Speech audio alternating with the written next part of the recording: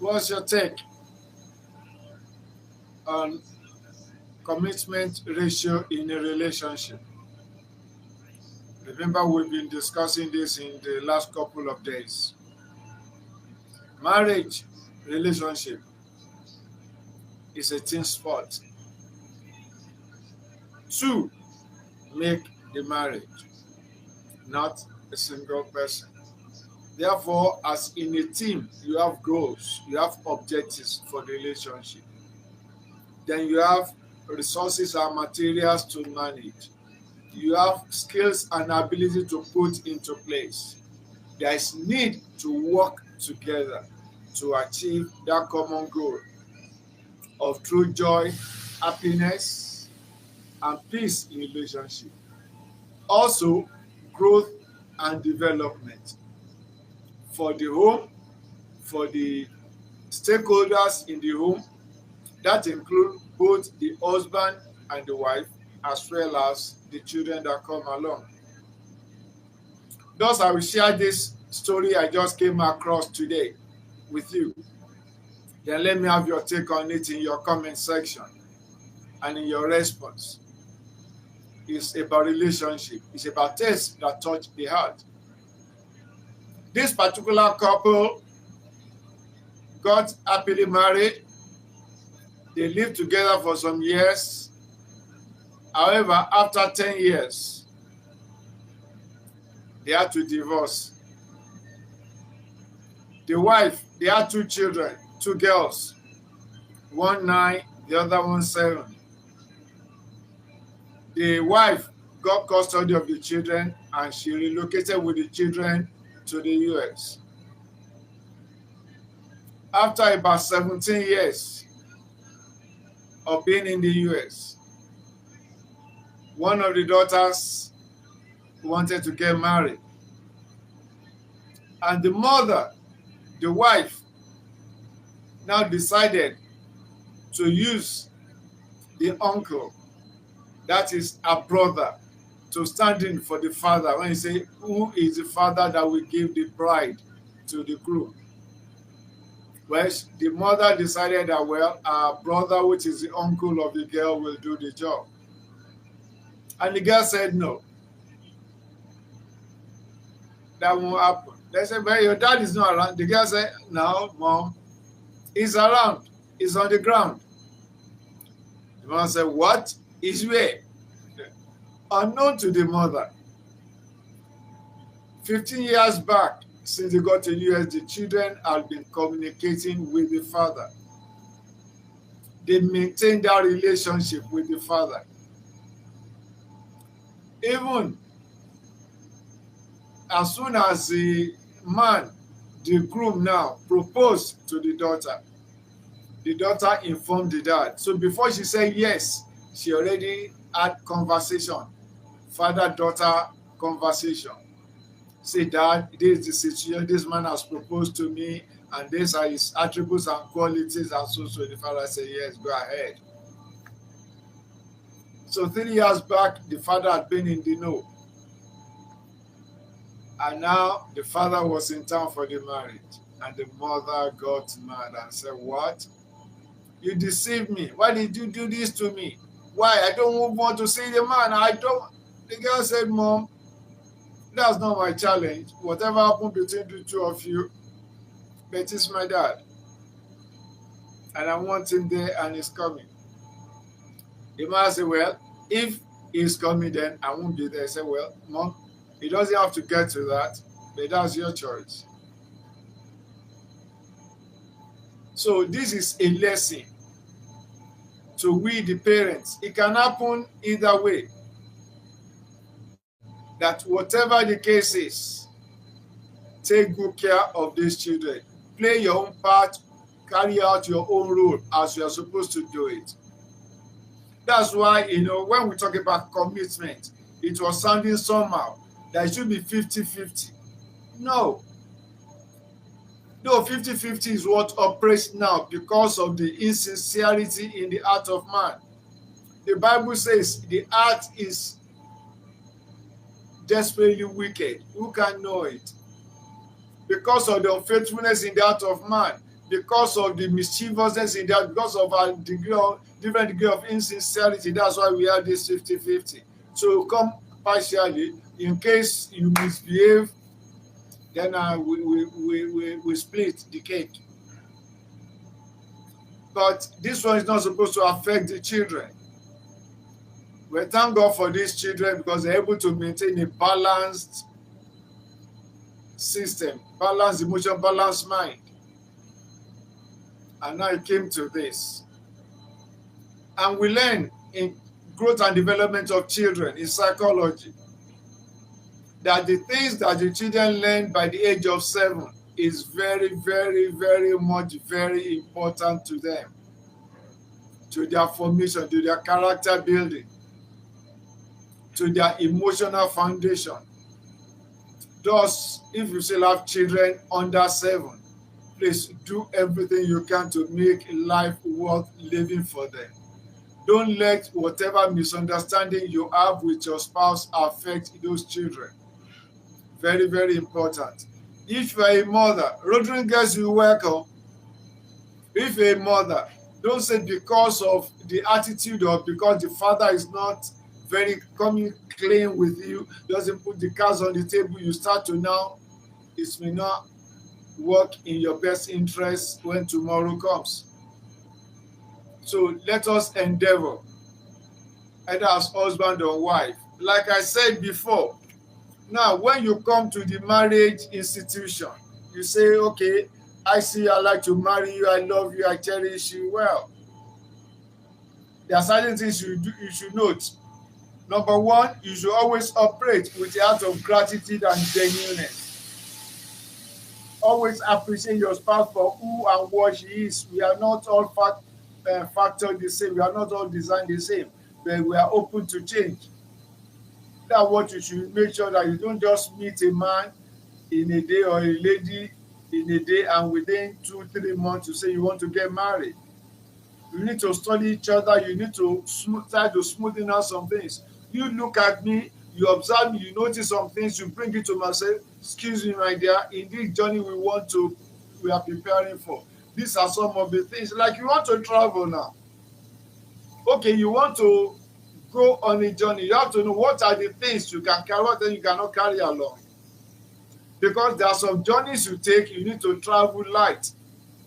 There are some you need to pack as much things as you can.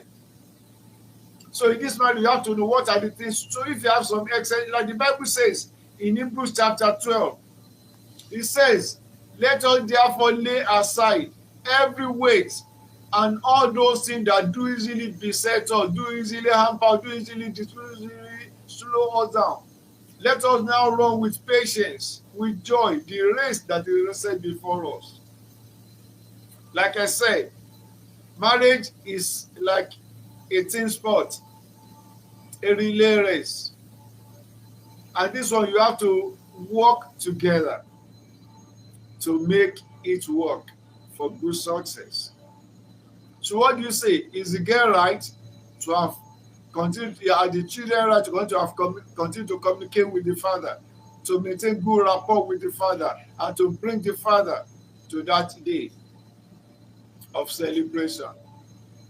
And that part of the prayer we used to pray in this part of Nigeria, Southwest, in my own world. They say, Ojo Ayo Ọlọ́run nífẹ̀ẹ́ lómi ìrọ́pò ẹ̀. That is in the day of your celebration of children. God will not allow another person to replace you. Like your child is graduating and is to be honored. And they now say, where are the parents to come and celebrate with this child? Like one time when I was in Unilag, when the girl was the best student in her set in the faculty. They say now after they have called the girl out about 2 days away, who are the parents, and let them come to the stage and let them come and share the light, the lamplight with their daughter for a job well done. So on the day of celebration, you will not be found wanting and nobody will replace you. What's the message here? Do everything you can to give the best to your children. They are not stupid. Even though children are to obey and respect their parents, please If you are just tuning to my channel, this is the Sinuga Reflection. Please try and subscribe, like, share, and comment, and give a thumbs up so that we continue to reflect well together on tales that matter and tales that touch the heart. Okay? So do everything you can to make the children know that you are giving them your best.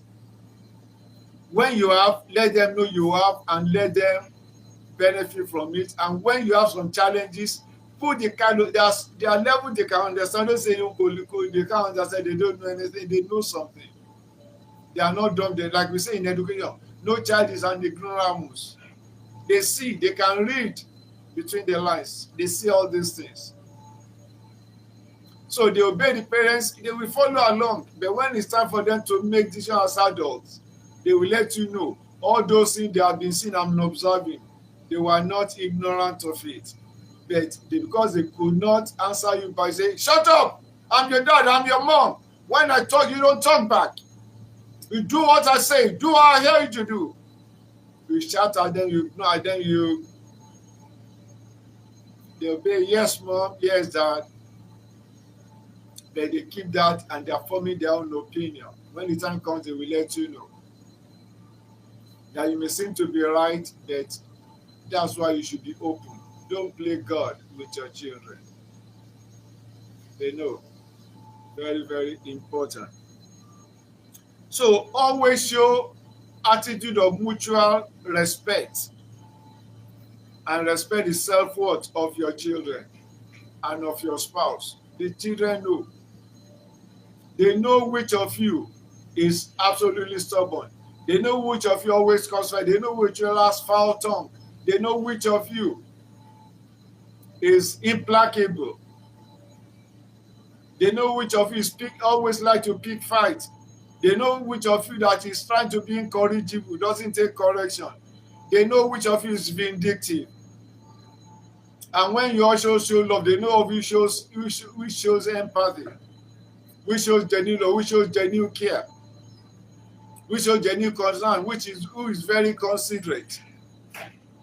So please, let us do this and more to nourish the joy, the peace of our children. Let's help them to develop to become better adults.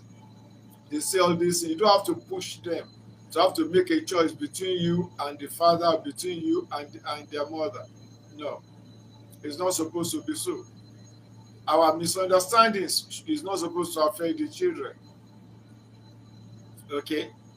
So number 3, that we have to avoid taking each other for granted.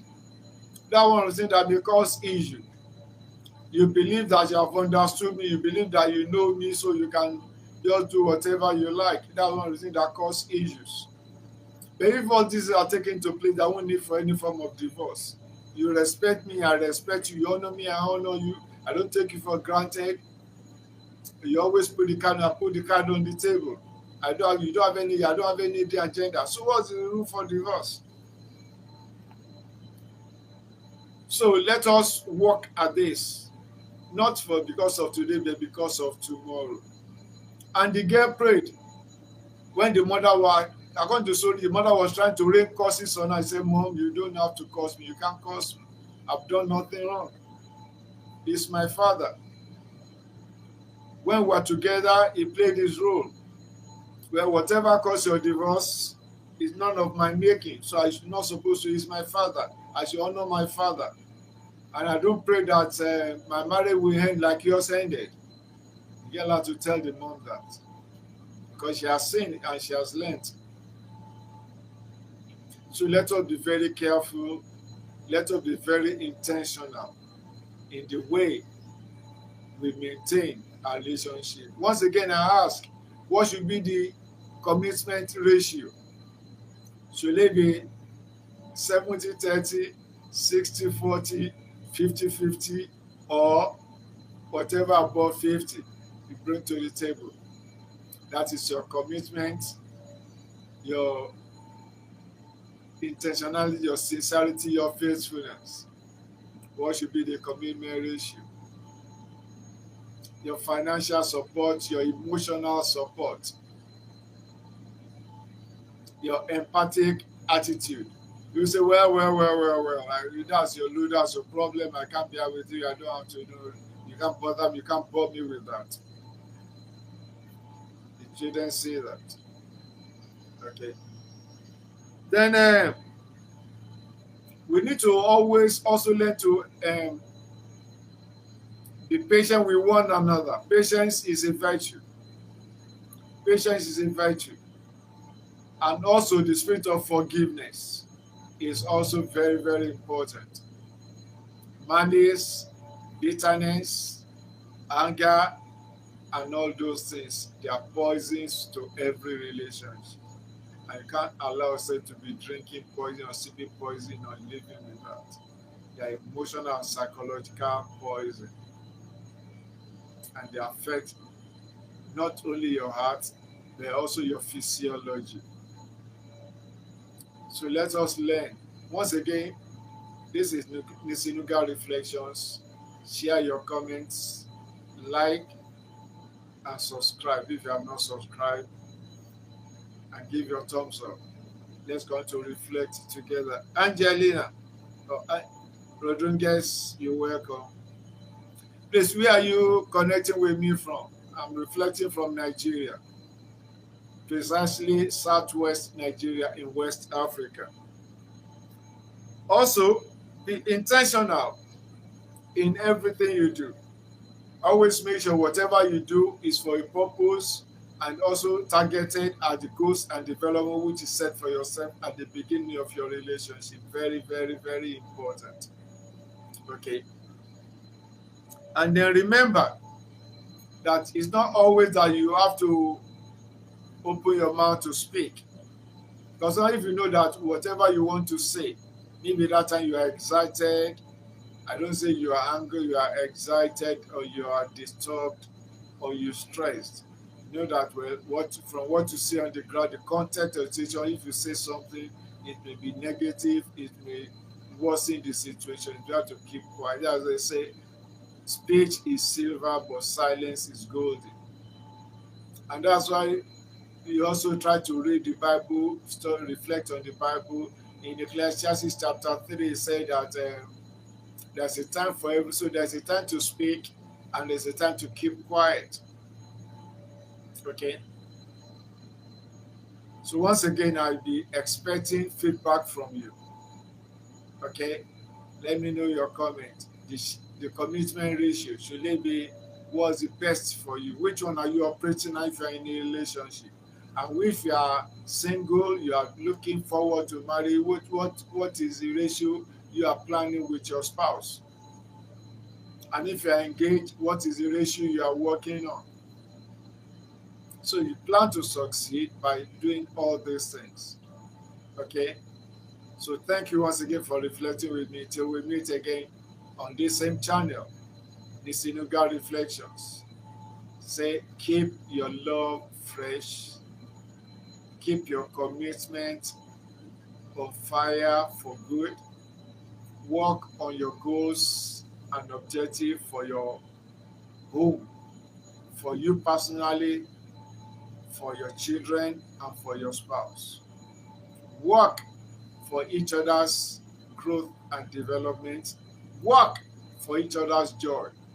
Make for things that work for the peace of your home, for the joy of your partner. Don't work and say, I will show him, I will show you, I will deal with you. That may not be the best. So whatever is causing things, well, you can let me have your comment. In that case, we may know, maybe we may talk offline to be able to know if you need assistance in any of these areas, we work at it. Okay. God bless you. Remain blessed.